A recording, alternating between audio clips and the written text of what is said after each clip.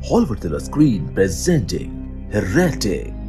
ये कहानी दो मिशनरी लड़कियों की है, सिस्टर बर्न्स और सिस्टर पैक्सन। इन दोनों का काम ईसाई धर्म का प्रचार करना और लोगों को जागरूक करना था। ये दोनों उन लोगों को धर्म परिवर्तन कराने की कोशिश करती थी जो उनकी बातों से सहमत हो जाते थे। ये कहानी एक साइकोलॉजिकल हॉरर मूवी है जिसे पिछले साल की बेहतरीन फिल्मों में से एक माना गया था।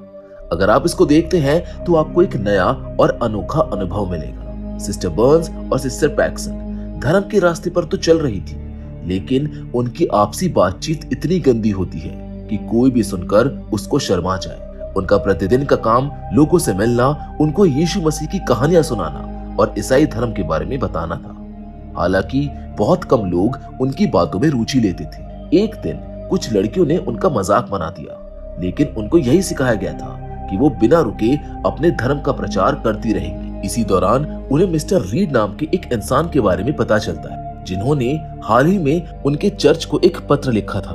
उन्होंने अपनी रुचि ईसाई धर्म में दिखाई थी। जब सिस्टर बर्न्स और सिस्टर पैक्सन उस इलाके में पहुंचती है तो उन्होंने सोचा कि मिस्टर रीड से भी मुलाकात कर ली जाए। पूरे इलाके में प्रचार करने के बाद वो आखिरकार मिस्टर रीड के घर पहुंची। मौसम खराब होने लगा था। उन्होंने अपनी साइकिल गेट के पास लॉक की और दरवाजे पर दस्तक दी। कुछ देर इंतजार करने के बाद मिस्टर रीड ने दरवाजा खोला और उनसे बातचीत शुरू हो गई। सिस्टर पैक्सन ने बिना रुके उन्हें ईसाई धर्म के बारे में बताना शुरू कर दिया। दोनों बारिश में भीग रही थी, इसीलिए रीड ने उन्हें अंदर आने का न्योता दिया। हालांकि सिस्टर बर्न्स पहले थोड़ा हिचकिचाई। उन्होंने पूछा कि क्या उनकी पत्नी घर पर है। वो रीड को अकेला देखकर डर रही थी, जिस पर रीड ने बताया कि उनकी पत्नी घर पर है और पाई बना रही है। जब सिस्टर बर्न्स को तसल्ली हो गई तो वो अंदर चली गई। रीड ने उनकी जैकेट सुखाने के लिए अंदर रखी और एक ट्रे में ड्रिंक और मोमबत्ती लेकर वापस आया। फिर उनकी बातचीत शुरू हुई कि ईसाई धर्म क्यों अपनाना चाहिए और कौन सा धर्म सच्चा है। हालांकि इस सवाल का कोई ठोस जवाब उनके पास नहीं था, फिर भी वो इधर उधर की बातें करने लगी। उन्होंने बताया कि उनके धर्म में ये विश्वास है कि ईश्वर का प्रेम असीमित है। उन्होंने मानवता की भलाई और उद्धार के लिए यीशु मसीह को दुनिया में भेजा था। उनके अनुसार यीशु मसीह तीसरे दिन जीवित हो उठे थे। उन्होंने स्वर्ग और नरक की सच्चाई के बारे में बताया था। उनका मानना था कि ईश्वर ने अपने अनुयायियों के लिए स्वर्ग में अनंत जीवन का वादा किया है, जबकि पापी नरक में जाते हैं। ये सभी बातें उन्हें किसी रट्टू तोते की तरह रटाई गई थी। अब बातचीत के दौरान रीड उनको बताता है कि उनको पहले से ही ईसाई धर्म की कुछ जानकारी थी। उन्होंने कहा कि एक रात यीशु मसीह के पास मॉर्मन नाम की एक एंजल आई थी, जिसने उन्हें द बुक ऑफ मॉर्मन के बारे में बताया था।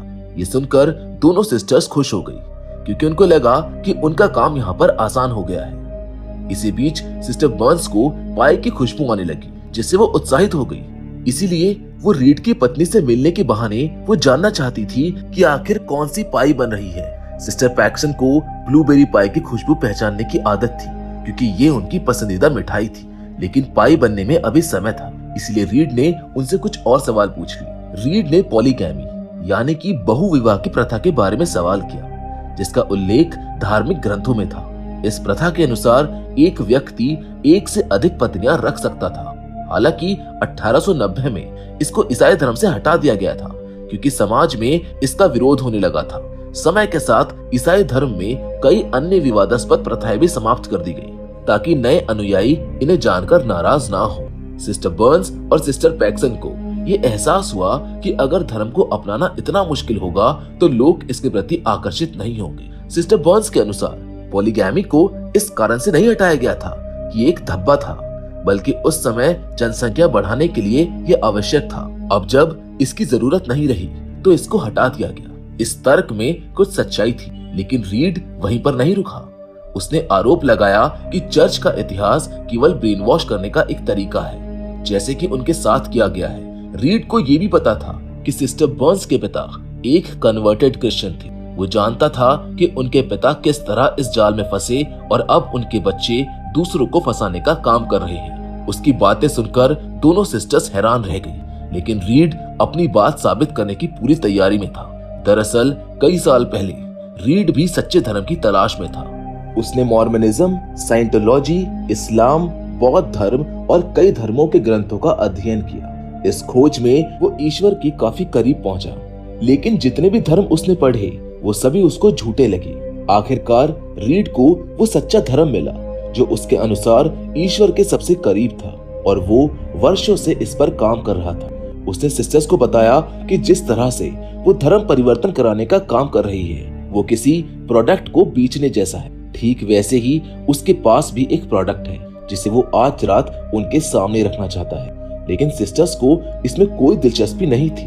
वो किसी भी तरह वहां से निकलना चाहती थी। उन्होंने बहाना बनाया कि वो रीड की पत्नी से मिलना चाहती है, जिसको सुनकर रीड अंदर चला गया अपनी पत्नी से पूछने के लिए और सिस्टर्स कमरे में इधर उधर देखने लगी। तभी सिस्टर बर्न्स की नजर मोमबत्ती पर पड़ी। जब उसने उसको पलट कर देखा तो उनके होश उड़ गए। असल में ब्लूबेरी पाई की खुशबू उसी मोमबत्ती से आ रही थी, न कि रीड की पत्नी ब्लूबेरी पाई बना रही थी। इसका मतलब था कि रीड ने उनसे झूठ बोला था कि उसकी पत्नी घर पर है। इतने में रीड वापस आता है और उनको पिछले कमरे में चलने के लिए कहता है जहां उसकी पत्नी उनका इंतजार कर रही, लेकिन वो अंदर जाने से डर रही थी क्योंकि वो ये जानती ही नहीं थी कि अंदर जाकर उनके साथ क्या होगा। तभी चर्च से फोन आता है जिसका बहाना बनाकर वो वहां से भागने का प्लान बनाती है, लेकिन उनकी साइकिल की चाबी उनके कोट में थी और कोट रीड के पास था। खराब मौसम में 4 मील पैदल चलना काफी मुश्किल होने वाला था, लेकिन फिर भी उन्होंने सोचा कि जान बचाने के लिए साइकिल छोड़ना ही बेहतर होगा। जब वे दरवाजे की ओर बढ़ी तो उनको एहसास हुआ कि जिस दरवाजे से वो अंदर आई थी वो अब लॉक हो चुका है। ऊपर से उनका फोन भी नहीं लग रहा था। तभी लाइट भी चली जाती है और डरते डरते वो रीड को खोजने अंदर चली जाती है। घर के अंदर हर तरफ अंधेरा था। इसी अंधेरे में उनको एक औरत की आकृति दिखती है, जिसको पास जाकर देखने पर पता चलता है कि वो तो एक औरत की प्रतिमा है। वो इधर उधर घूमती रहती है, लेकिन बार बार वो वापस उसी जगह पर आ जाती है। ये घर किसी भूल भुलैया से कम नहीं था। इतने में रीड एक बॉक्स लेकर वहां पर आता है, लेकिन उसके सारे इरादों पर सिस्टर्स ने पानी फेर दिया था, ये कहकर कि चर्च से फोन आया था और उनको तुरंत लौटना होगा। वो अंदर से डरी हुई थी, लेकिन बाहर से सामान्य दिखने की कोशिश कर रही थी। रीड उनको जबरदस्ती रोक नहीं सकता था, इसीलिए वो उनसे कहता है कि वो जा सकती है, लेकिन मुख्य दरवाजे से नहीं। वो बताता है कि उनके घर का दरवाजा शाम 6 बजे ऑटोमेटिकली लॉक हो जाता है और अब वो अगले सुबह ही खुलेगा। ये सुनकर सिस्टर्स को काफी अजीब लगता है। रीड उन्हें पीछे के दरवाजे से जाने के लिए कहता है क्योंकि घर का पिछला हिस्सा छोटा था और वहां से निकलना आसान होगा। उसने उनका कोट भी ला कर दिया, लेकिन जब सिस्टर बर्न्स ने देखा तो उनकी चाबी गायब थी। हैरानी की बात ये थी कि वो चाबी सिस्टर पैक्सन की जेब में थी। सब कुछ तैयार करने के बाद भी वो असमंजस में थी क्योंकि उनको नहीं पता था कि सही दरवाजा कौन सा है। रीड पहले ही समझ चुका था कि वो डरी हुई है, नहीं तो वो बाहर जाने के लिए झूठ न बोलती। कुछ देर पहले उनका मोबाइल बजा था, लेकिन रीड ने बताया कि इस घर के दीवारों में मेटल्स लगे हुए हैं जिसके अंदर सिग्नल नहीं आ सकता, तो फिर फोन कैसे आ सकता है। वो समझ गया था कि वो डरी हुई थी, इसलिए उसने उनको बताया कि इस घर के बारे में उन्हें पहले ही जानकारी देनी चाहिए थी। फिर उसने कहा कि वो चाहे तो जा सकती है, लेकिन उनके सामने 2 दरवाजे हैं। कौन सा दरवाजा बाहर जाता है ये उनके फैसले पर निर्भर करेगा। सिस्टर बर्न्स ने पहला दरवाजा खोला और उनके चेहरे के हाव भाव बदल गए। जिसके बाद उन्होंने दूसरा दरवाजा खोला तो वहां भी वही नजारा था। उन्हें समझ ही नहीं आ रहा था कि ये किस तरह का मजाक था। रीड उनको बताता है कि उसके घर का पिछला हिस्सा एक पहाड़ से जुड़ा हुआ है, इसीलिए उन्हें पहाड़ पार करके जाना होगा। दूसरी ओर चर्च के प्रेसिडेंट दोनों सिस्टर्स की गैर मौजूदगी से परेशान थे क्योंकि उनका फोन भी नहीं लग रहा था। सिस्टर्स इस डरावने रास्ते से बाहर जाने को तैयार नहीं होती। वो रीड को धमकाने लगती है कि उनको सही रास्ते से जाने दीजिए, वरना वो पुलिस को बुला लेंगी। वो कहती है कि रास्ते में उन्होंने एक पुलिस वाले से बात की थी और जल्द ही वो उनको ढूंढ लेगा, लेकिन इस धमकी का रीड पर कोई असर नहीं होता है। हालांकि अब वो उन्हें सही दरवाजा चुनने में मदद करने की पेशकश करता है, जिसके लिए दोनों सिस्टर्स सहमत हो जाती हैं। इसके बाद रीड एक मोनोपोली नाम के गेम को प्रस्तुत करता है, जिसे 114 से अधिक देशों में बेचा गया है, जिसे लगभग 1 अरब लोग खेल चुके हैं। उसने इसके बगल में एक होली बाइबल रखी ताकि वो उसको तर्क समझा सके। फिर उसने लैंडलॉर्ड्स नामक एक अन्य गेम का जिक्र किया जो मोनोपोली के समान था। रीड समझाता है कि लैंडलॉर्ड्स गेम को एलिजाबेथ मैगी ने बनाया था, लेकिन 30 साल बाद फिलाडेल्फिया में एक व्यक्ति ने इसको मोनोपोली का नाम देकर बेच दिया। बाद में 1935 में इसे पार्कर ब्रदर्स ने खरीदा और इतिहास के पहले गेम डिजाइनर बन गए। लेकिन आज एलिजाबेथ मैगी को कोई नहीं जानता, जबकि असली मोनोपोली गेम उसी ने बनाया था। फिर उसने धर्म से तुलना करते हुए कहा कि ये ठीक उसी तरह है जैसे जुडिज्म सबसे पुराना धर्म, उसके बाद क्रिश्चियनिटी और इस्लाम। यहूदी ग्रंथों में जिन पात्रों का जिक्र है वही पात्र क्रिश्चियन और इस्लामिक ग्रंथों में भी मौजूद हैं। बस कहानियों को अलग तरीके से प्रस्तुत किया गया है, ठीक वैसे ही जैसे मोनोपोली के नए अपडेट्स आते रहते हैं। रीड कहता है कि जिस तरह एलिजाबेथ मैगी को कोई नहीं जानता, उसी तरह यहूदी धर्म दुनिया में सबसे पुराना होते हुए भी केवल 0.2% लोग ही मानते हैं, जबकि उनके नए संस्करण यानी इस्लाम और क्रिश्चियनिटी बहुत लोकप्रिय हो गए। और जिस तरह मोनोपोली के नए एडिशन आए, वैसे ही बाइबल का आधुनिक संस्करण द बुक ऑफ मॉर्मन है। जिसके बाद रीड उन दोनों से पूछता है कि क्या तुम दोनों को अब भी मैं अजीब लग रहा हूँ। इतना कहकर रीड जोर से हंसने लगा। उसने उन दोनों को ये भी बताया कि जो गाना उसने प्ले किया था यूं ही नहीं चला गया था। ये गाना 1920 में बना था और इसका इंग्लिश वर्जन 2017 में आया, जो काफी लोकप्रिय हुआ। दिलचस्प बात ये थी कि ओरिजिनल गाने के बैनर ने इंग्लिश वर्जन वाले पर केस किया था। उसकी बातों का सार यही था कि आज की पीढ़ी असली चीजों को भूल चुकी है और पुरानी चीजों को नए रूप में पेश करके बेचा जा रहा है। फिर उसने सिस्टर बर्न्स और सिस्टर पैक्सन की ओर देखा। उसने कहा कि तुम दोनों जो मुझको एक नया विचार बेचने आई हो, असल में वो सिर्फ बुक मार्केटिंग का एक हिस्सा है। जब कोई नया धर्म अपनाता है तो वो ग्रंथ भी खरीदता है। इसी तरह मेरे पास भी एक विचार है जिसे मैं आज रात तुम्हें बेचना चाहता हूँ। वो दोनों चुपचाप उसकी बातें सुन रही थी। वो दोनों उसका ब्रेन वॉश करने आई थी, लेकिन अब उसका ही ब्रेन वॉश हो रहा था। रीड यहीं पर नहीं रुका।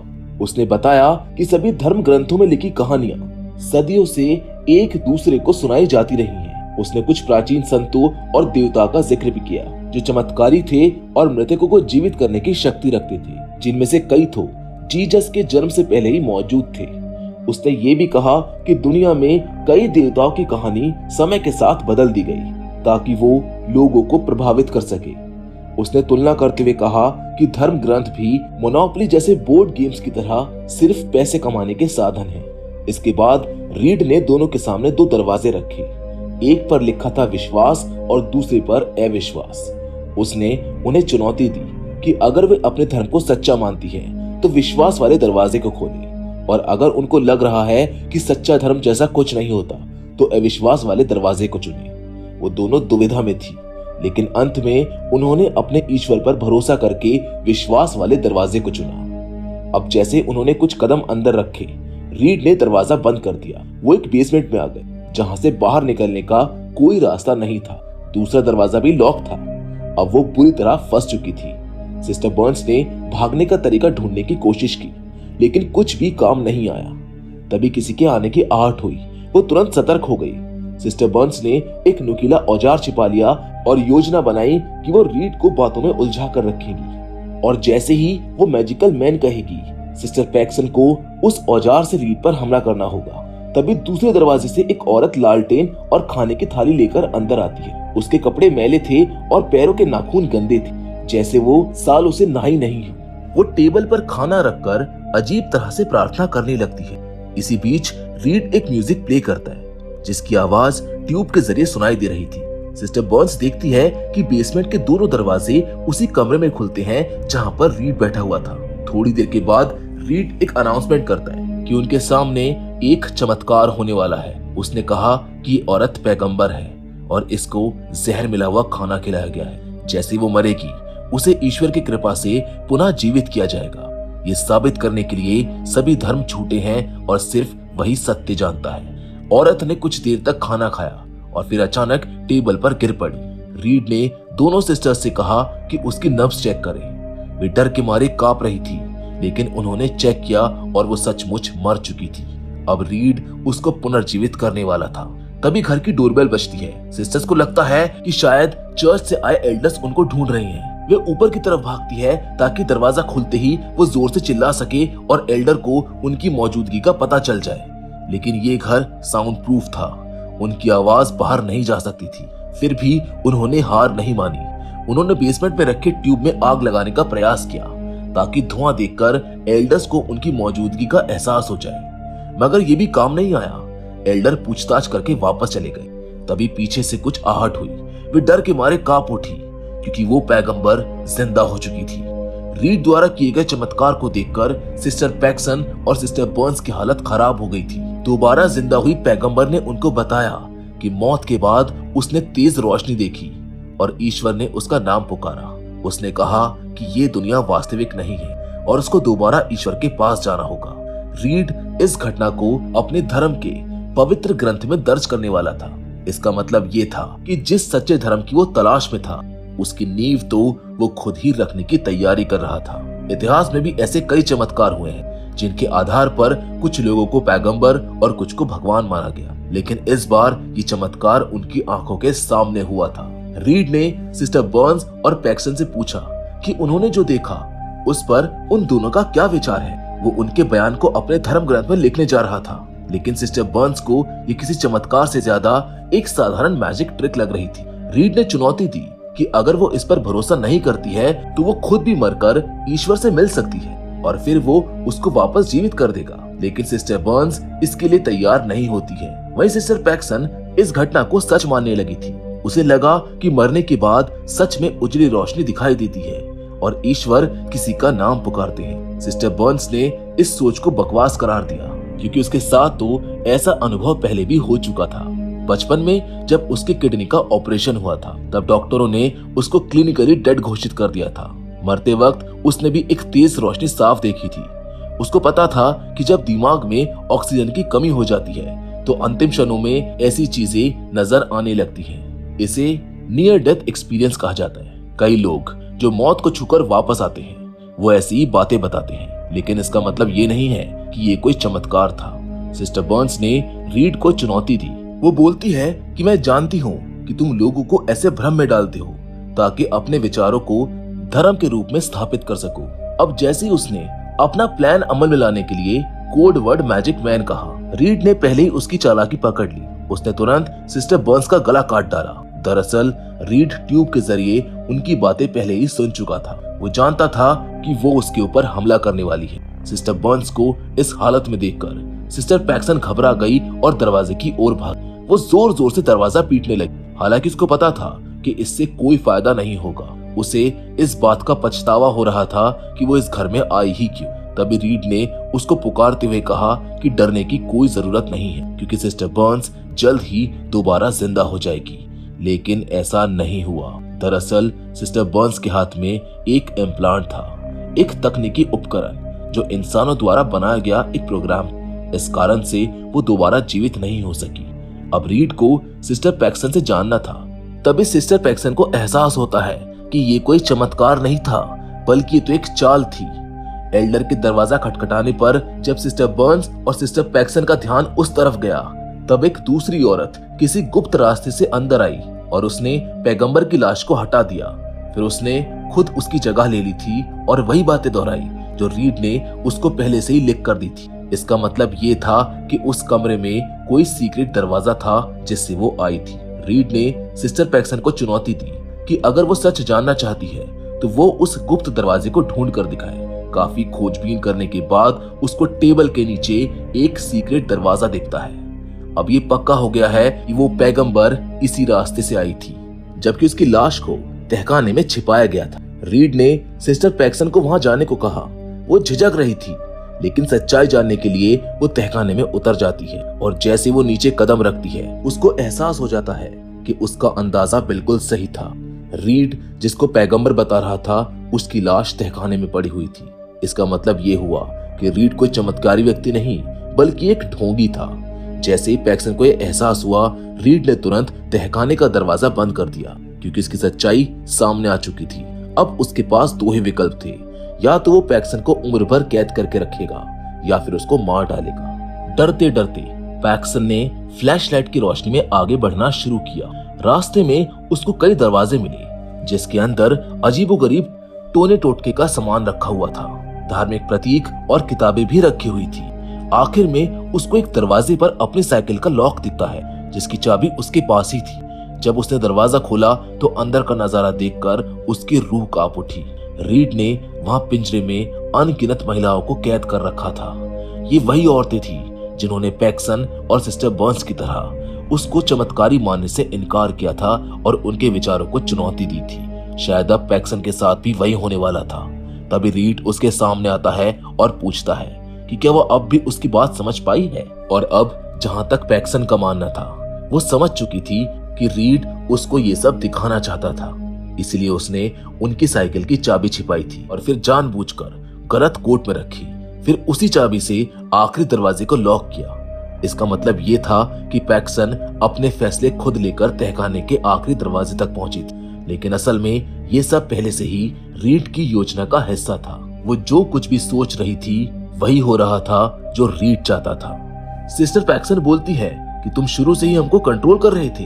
वो बोलती है कि तुम ये साबित करना चाहते थे कि दुनिया में सिर्फ एक ही सच्चा धर्म है और वो है कंट्रोल। रीड उसको समझाने की कोशिश कर रहा था कि धर्म सिर्फ एक नियंत्रण प्रणाली है, लेकिन पैक्सन ने इसका विरोध किया। वो बोलती है कि ये गलत है, किसी को भी किसी की जान लेने का कोई अधिकार नहीं है। पैक्सन उस महिला की मौत की बात कर रही थी, लेकिन रीड ने दावा किया कि उसने उसको जबरदस्ती नहीं मारा। वो महिला अपने ईश्वर पर अटूट विश्वास रखती थी। वो मानती थी कि ईश्वर उसको फिर से जीवित करेगा। ये उसका खुद का निर्णय था। रीड का कहना था कि उसने इन महिलाओं को इसलिए कैद कर रखा था क्योंकि वो उसके दरवाजे पर आकर अपने धर्म का प्रचार करती थी। अब इस लिस्ट में सिस्टर बर्न्स और पैक्सन का नाम भी जुड़ चुका था और उनका अंजाम भी वही होने वाला था। तुम्हारी सबसे बड़ी गलती ये थी कि तुमने अपने जीवन के हर फैसलों को उनके हाथ में सौंप दिया। उन्होंने तय किया कि तुम क्या पहनोगी, किसको पूजोगी, कैसे पूजोगी और कहां पूजोगी, मंदिर में, मस्जिद में या चर्च में। लेकिन तभी मौका देखकर पैक्सन एक नुकीला औजार उठाती है और रीड की गर्दन में घोंप देती है। वो तुरंत वहां से भाग निकलती है। हालांकि तहखाने से बाहर निकलने के बाद वो घूम फिरकर उसी कमरे में पहुंच जाती है जहां पहले रीड से वो बहस कर रही थी। उसने टेबल को घसीटकर दरवाजे पर लगाया और इस भूल भुलैया से बाहर निकलने की कोशिश करने लगी, लेकिन उसको कोई रास्ता नहीं मिला। आखिरकार रीड ने उसको पकड़ लिया और पीठ में चाकू घोंप दिया। पैक्सन भी वहीं सिस्टर बर्न्स के पास गिर पड़ी। उधर रीड की हालत भी तेजी से बिगड़ रही थी क्योंकि उसका खून बह रहा था। और जब मौत करीब से दिखने लगी तो उसने सिस्टर पैक्सन से कहा कि हमारे लिए ईश्वर से प्रार्थना करो, जिसको सुनकर पैक्सन के चेहरे पर हल्की मुस्कान आई क्योंकि वो जानती थी कि इंसान तभी तक नास्तिक रहता है जब तक उसको कोई तकलीफ ना हो। वो कहती है कि जब मुसीबत आती है तो वो भी ईश्वर का सहारा लेता है। वो प्रार्थना में लीन हो गई, जबकि रीड घसीटता हुआ उसके करीब आने की कोशिश करने लगा। वो उसको मारने वाला होता है कि तभी सिस्टर बर्न्स उठ खड़ी होती है और रीड को मार डालती है, लेकिन खुद भी वो ज्यादा देर तक जीवित नहीं रह पाती है। जिसके बाद सिस्टर पैक्सन टेबल पर रखे घर के मॉडल को ध्यान से देखती है। वो पाती है कि एक खिड़की थी जिससे बाहर निकला जा सकता था और किसी तरह वो उस खिड़की को तोड़कर बाहर निकलने में कामयाब हो जाती, जिसके साथ हेरेटिक की ये साइकोलॉजिकल कहानी यहीं पर खत्म हो जाती है। तो दोस्तों, ये थी हेरेटिक की पूरी कहानी। एक ऐसी डरावनी फिल्म जो मनोवैज्ञानिक आतंक और अलौकिक घटनाओं के बीच की रेखा को धुंधला कर देती। लेकिन सवाल ये है कि क्या सच में कोई दैवीय शक्ति होती है या फिर सिर्फ ये एक बीमार दिमाग का खेल है? आपकी क्या राय है इस पर हमें कमेंट सेक्शन में जरूर बताएं। बाकी आपको ये वीडियो पसंद आई हो तो लाइक, शेयर और सब्सक्राइब करना ना भूलें। और हाँ, बेल आइकन दबाएं ताकि हमारी अगली वीडियो के अपडेट आप तक सबसे पहले पहुंचे। धन्यवाद, मिलते हैं आपसे अगले वीडियो में। तब तक के लिए जिज्ञासु और सतर्क रहें।